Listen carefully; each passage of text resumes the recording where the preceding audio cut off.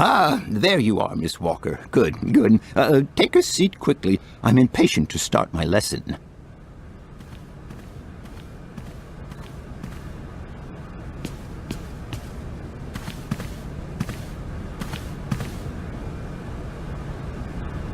My young friends, a very exciting discovery, unimaginable up until only a few hours ago, has come into my hands and has finally allowed me to complete my study on the mysterious Youkol people. Lights, please. The Youkols are a people from the far north about whom very little is known. They live far away, very far away, on the frozen borders of Syberia. This distance and the climatic conditions of the region, which are unfavorable to human existence, have limited the size of the Youkol population and kept it out of reach of the scientific world. The handful of slides that follow are actually the only documentation we have in our possession. It was a Russian explorer who made these drawings and took these photographs 100 or so years ago. Today, we owe what we know about the Youkol people and their culture to him. We know that the origins of the Youkols date back to the last ice age. Curiously, evidence of their presence has been found in Western Europe, and more precisely in the prehistoric caves at the heart of the Alps. This people, it seems, undertook a long migration over centuries towards the far north of the globe. The reasons for this migration are due to the importance of the mammoth in their craft, trade, and culture. They used them for transportation and as beasts of burden. The mammoth brought them meat, skins, fat, and ivory. Man and animal lived in symbiosis. There's no doubt about it. Mammoths started to drift away from the region due to changing climatic conditions, and the Youkols followed them to the north, the edges of Syberia. Prehistoric cave drawings, identified as Youkol in origin, first led me to the extraordinary hypothesis that the Youkols had managed to domesticate the mammoth. They are, to the best of our knowledge, the only prehistoric people to represent a man riding a mammoth. Today, because of this genuine mammoth skin effigy, identified by myself as an authentic Neolithic object, I can confirm this hypothesis. Youkol forebears managed to tame mammoths. Prehistoric man uses little imagination. He draws what he sees and represents scenes from real life. This familiar day-to-day object is actually a children's toy. As we have seen, Youkol existence was inextricably linked to that of the mammoth. They used its skin for clothing and to make the roofs and walls of their houses. They used the tusks to build the frameworks of their homes, as well as weapons, tools, and jewelry. Curiously, the disappearance of the mammoth 12,000 years ago had no immediate effect on the Youkol's way of life. It seemed that for a long time after, the people maintained their strong bond with the mammoth through the centuries. As incredible as it may seem, the Youkol people have continued right up until the start of this century to feed themselves on mammoth meat and to use the skin for clothing and shelter. Their ivory craftwork industry is still flourishing. It would appear that to preserve ancestral customs, the Youkols learned how to exploit through the centuries the large number of frozen mammoth carcasses that were perfectly preserved in the ice of the Siberian tundra. They have been able to live mainly off this enormous freezer stock for almost 30 centuries. As plausible as this explanation may seem, it seems it is not enough for the scientific community who, I will confess, is greatly perplexed by the question. In the absence of acceptable scientific evidence, we have to make do with Youkol shaman artifacts. The research department that I have the honor to represent today lends no credence to the myths and legends that these tribal charlatans peddle. We have to take their stories at face value, mere tales to while away the long Siberian winter.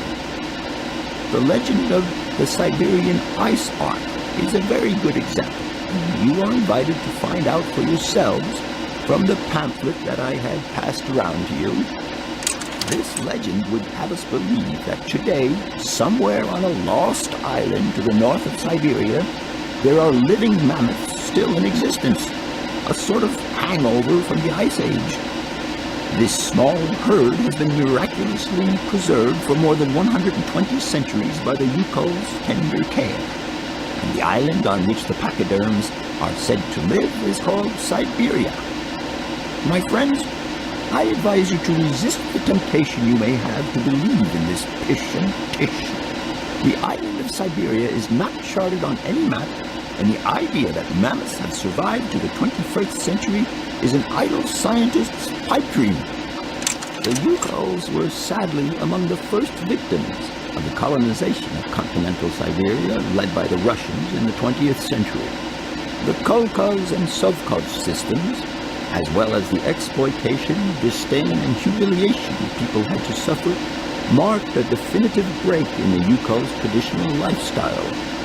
Since the collapse of the communist regime, the Youkol population finds itself confronted with the same political and social upheavals that other Siberian communities are experiencing. There are two consequences to arise from this. Some Youkols have lost their tribal identity and have integrated into the Russian population. Others, however, have sought long and hard to re-establish links with their ancestral culture that was lost under the Soviet regime. Now, at the start of the 21st century, the last true surviving Youkols have gone to live on the vast territories of their ancestors. Nobody knows today where they live or how they survived. Their very existence would be a matter for speculation if they did not turn up periodically at the tundra's most isolated fur trading posts to exchange mammoth tusks for essential items. There ends my lecture for today. Thank you for being among us today, Miss Walker. Please make your way to the laboratory where you will find your mammoth doll. There are also photocopies of my lectures should you so require them.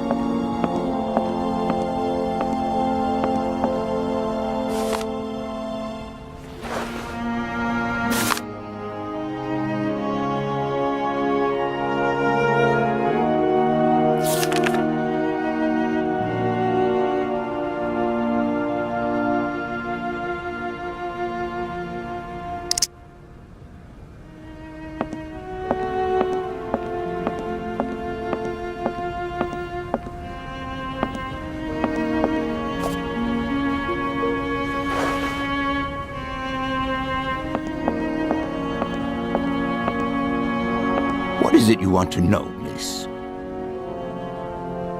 I must congratulate you for your lecture. You were right. The subject is absolutely fascinating. I never believed that mammoths could be so interesting. What you heard was only the tip of the iceberg, my dear. But if I have at least awoken a passion in you, I'm only too proud. Did Hans Voralberg agree with your hypothesis on the Youkols being able to tame mammoths? Now, Hans was no man of science. His pathological obsession was to find mammoths that were still in existence. Such a hypothesis is somewhat overblown, don't you think?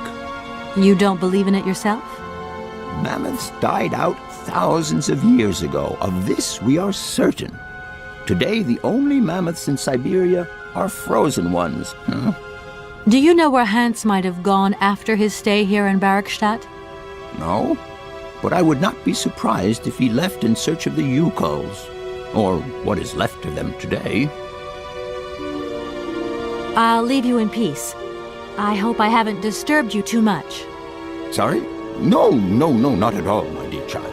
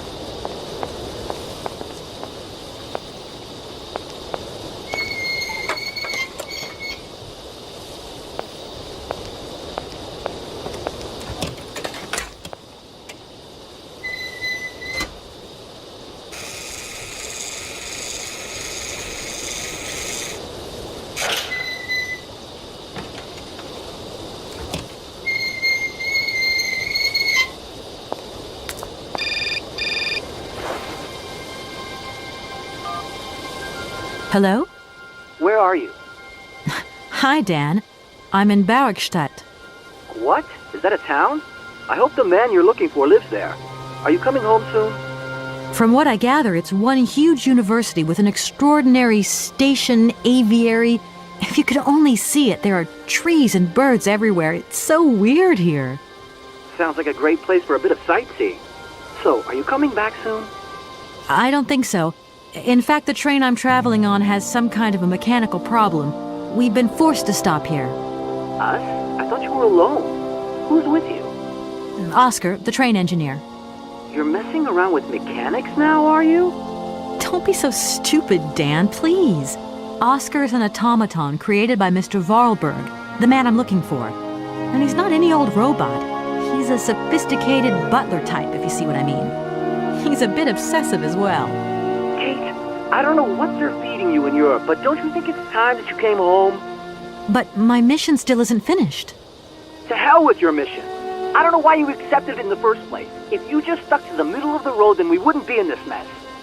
We? If there's any mess, it's me who's in it. And while I'm trying to come to grips with strange towns, you, my darling, are sitting at home on your butt. I seem to remember we had nothing against my departure. It was only going to be 2 or 3 days, Kate. Please, try to put yourself in my shoes. Your shoes. Not only do I have to fit myself into your diary, but I've got to get myself into your shoes as well? Is there anywhere else Sir would like me to put myself while we're on this subject? Look, I don't want to talk about it now. Call me back when you've calmed down. I was perfectly calm before I picked up your call. I only wanted a few words of encouragement, not your disdain. Was that too much to ask? You can be such a selfish... Takes one to know one, sweetheart.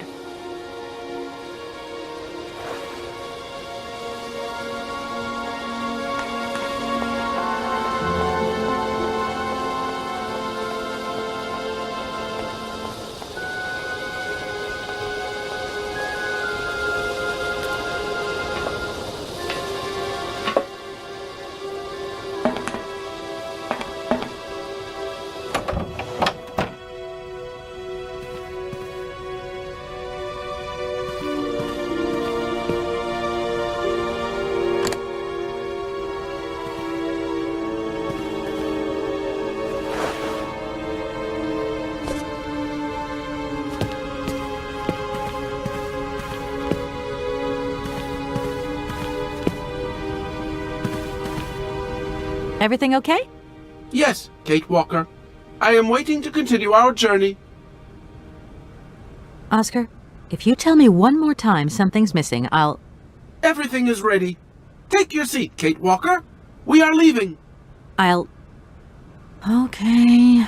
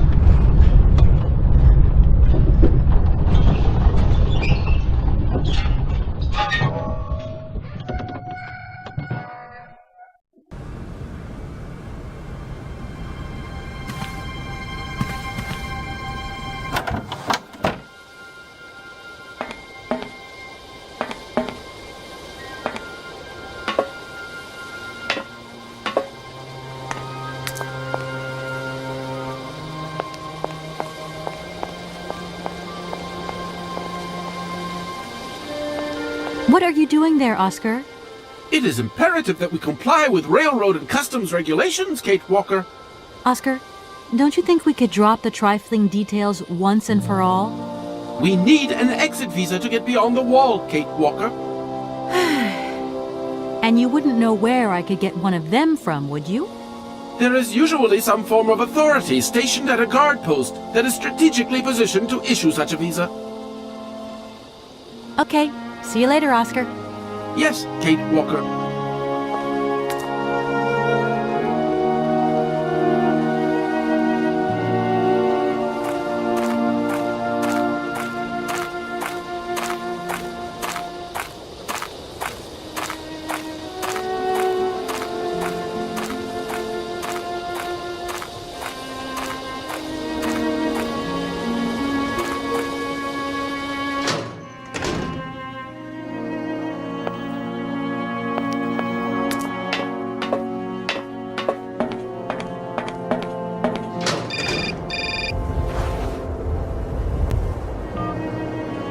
Hello? Kate! Oh, is that you? What's going on? Well, I finally got the mechanical train wound, and I hope it's going to take me to Voralberg. I have to sort things out with a couple of weirdo sailors, and they probably ripped me off. But now I'm blocked behind this massive wall. You should see it, it's huge! I'm not talking about that. I want to know what's going on with Dan. What do you mean? I bumped into him at Maggie's Zoo, and he said you'd argued. That's a bit over the top. Things got a bit heated the last time we called, that's all. No need to go overboard. I don't mean to be Miss Melodramatic, but he didn't seem in such great shape. He had his down-in-the-dumps head on. Like Dan has a down-in-the-dumps head. Well, yeah, when that shock of hair flops over his forehead, and his eyes mist up, and his eyebrows kind of crease together. I'd never noticed. Maybe I did go a bit too far, but he's got such a goody two-shoes image of me that sometimes I just lose it. And this case is taking up a lot of headspace. I was just looking for a bit of compassion. Well, you sure got mine. So, what's going down? Like I said before, I'm kind of getting somewhere, but it's slow. This Voralberg guy is getting more and more fascinating by the day. Okay, well, anyway, it doesn't sound like you're bored. Not like back here in the office. Every day is boredom day. Just no fun without you. When are you coming back? Shouldn't be long, I hope. Look, I've got to go. See you soon. Well, call us again real soon. And be easier on Dan next time, huh? I'll try.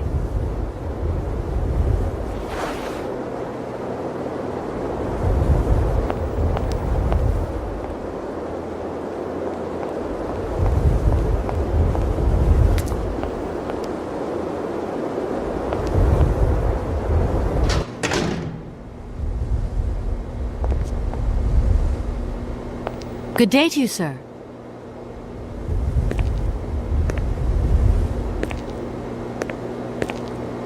Captain Malatesta, Commander-in-Chief of the Bergstadt Border Post, at your service, madam. My name is Kate Walker. I've been assigned by my company to find a man who is supposed to be living in Syberia. What a peculiar mission. taking so many risks for such a futile goal. Captain, to my mind, the military zeal with which you insist on guarding this meaningless wall strikes me as equally futile. I should be offended by your words, miss, but I forgive you, because you are young and unaware of the very real dangers lurking in store for us. I need a visa to cross the wall and to continue my journey to the east. They told me that you are the only person in a position to issue such a visa. Indeed, this responsibility is part of my duties. However, I am not currently issuing visas because nobody must venture beyond the wall. And why not? It's far too dangerous, in particular for a lady of your standing who is traveling unescorted. Dangerous? What exactly do you mean, Captain? The enemy, miss. The enemy. I've been observing them for several years through my telescope. There's one particular horseman stationed yonder. He's a scout from the invading enemy army, and he's been spying on us. So I have to be extremely vigilant. He knows that I know he's there, you understand? And as long as I keep my eye on him, he won't dare try anything. Are you sure? Please, take a look for yourself. Don't mind me if I retire, Captain. Please, madam. My respects.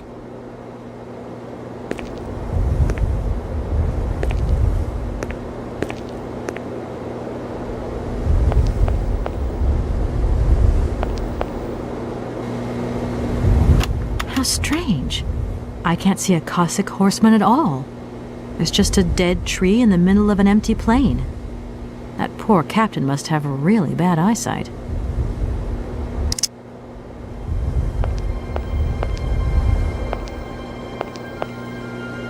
Look, broken glasses. If they belong to the captain, then he sure has eye problems going by those lenses.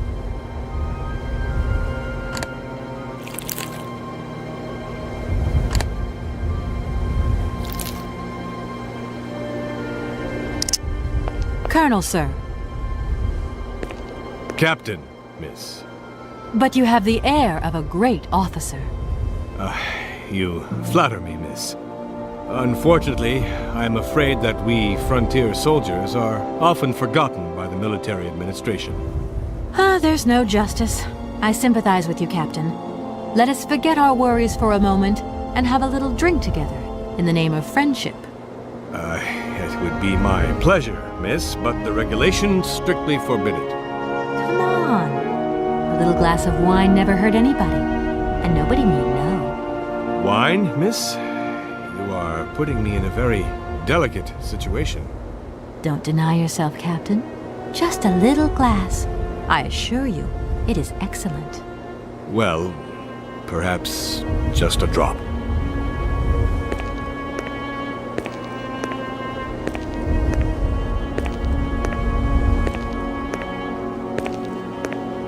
Here's your glass. To your good health, Captain. And to yours, miss.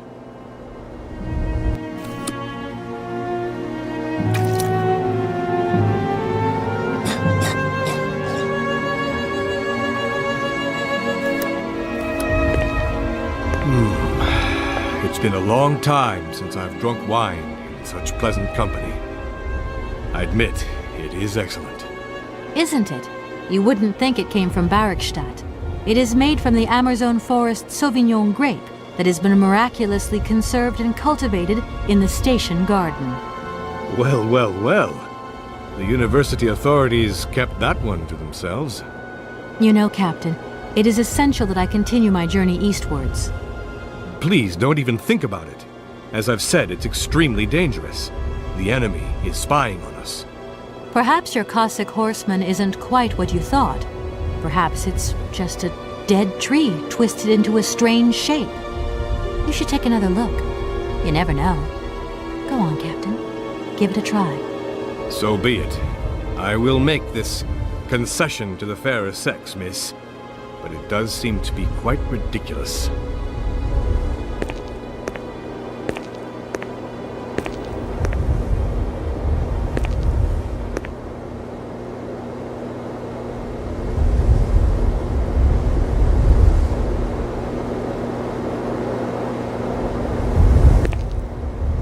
incredible. How is this possible? By what strange magic? How could I have been so wrong for so long? The enemy was only a tree. I'm so ashamed. It's not that bad, Captain. It's only human to make mistakes, after all. A tree. Nothing but a dead tree. Pull yourself together, Captain. It's okay. And now I suppose there's nothing stopping you from issuing me a visa? Yes, of course. There is no more danger. All these years. And now the Cossack has gone. There is nothing left to watch. Captain, you should be delighted. From now on, you don't have to stay pinned to your watchtower. Travel can start up again normally. You will be able to resume your regular duties like issuing entrance and exit visas. You are right. I will sign you a visa to cross the wall frontier immediately. 1,000 apologies. Here, miss.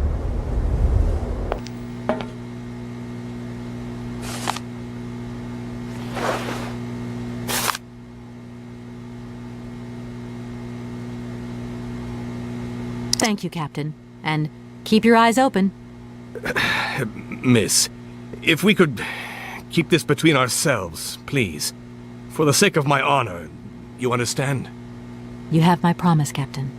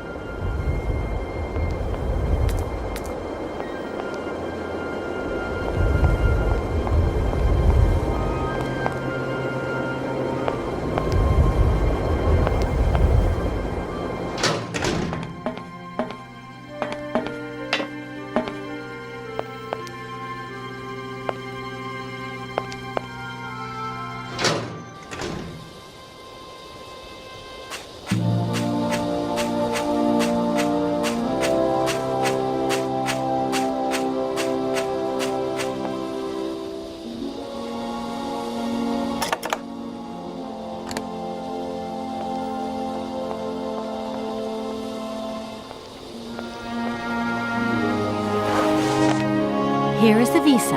I hope it's regulation, my dear Oscar.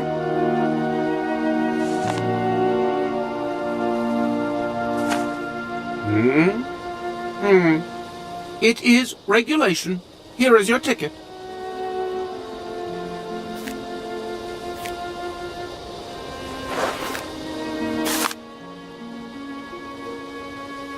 Have a good journey, Kate Walker. So, can we go now? Indeed, we are already very late, Kate Walker.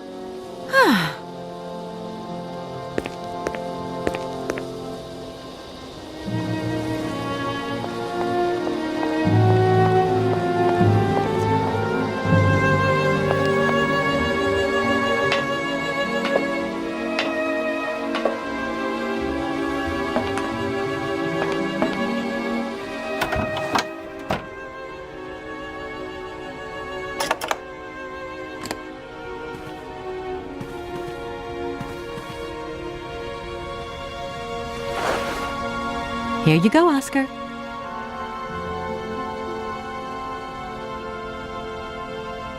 Thank you, Kate Walker. Now, please return to your seat, Kate Walker. Yes, Oscar. Immediately, Oscar.